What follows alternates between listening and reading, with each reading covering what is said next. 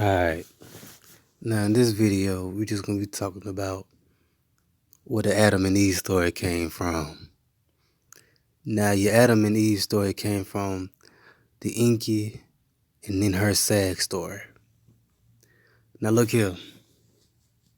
I understand that, people have a hard time letting go of things and seeing things from a different perspective, but, this Adam and Eve story is not talking about the black race, so-called black race. It is talking about the human race being created. Because if you read your Bible, it says, "Let us make man in our image."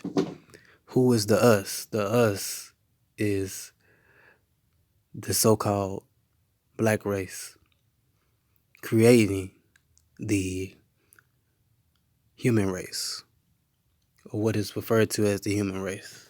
Now, when you go on and read the story of Adam and Eve, which we all know, so we don't have to get into that. But once you start reading, some stuff doesn't make any sense at all. It says that Eve came out of Adam's rib. But here's the damn question I have for y'all to ask. How the fuck does a woman come out of a man's rib? Like, that is just fucking impossible. But if you know where the stuff came from, which it came from the Enki and Ninhursag story, you would know that in the story with Enki ate a plant and it poisoned his body. So it wasn't just one particular part of his body. It was multiple parts of his body, from his head all the way down to his ribs. So his mouth was aching, his tooth was aching, his neck was aching, his throat was aching, a lot of stuff that was aching. And Ninhursag healed her husband's body, her partner's body. And one of the parts of his body happened to be his damn rib, which is where they get this damn story of Adam and Eve from, of his rib hurting. Because Enki's rib was healed and she healed his rib.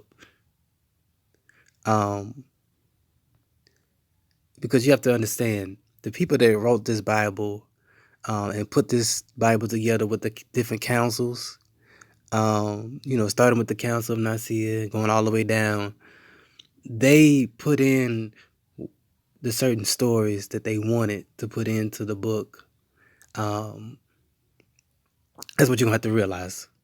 But the whole Adam and Eve, that's nothing but Enki and Ninhursag. Now, you can go to various other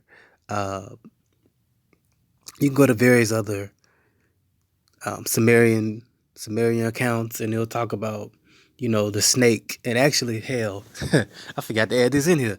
When you go to the Sumerian account, it talks about how the snake was the good guy. The snake guy did wrong. The serpent, the serpent had his kids taken away. Had his babies eaten by the eagle.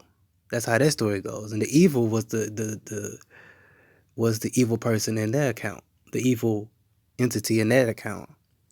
So, if you just go back and read certain Sumerian accounts, you'll realize where all this stuff came from. And that's all I got to say on this.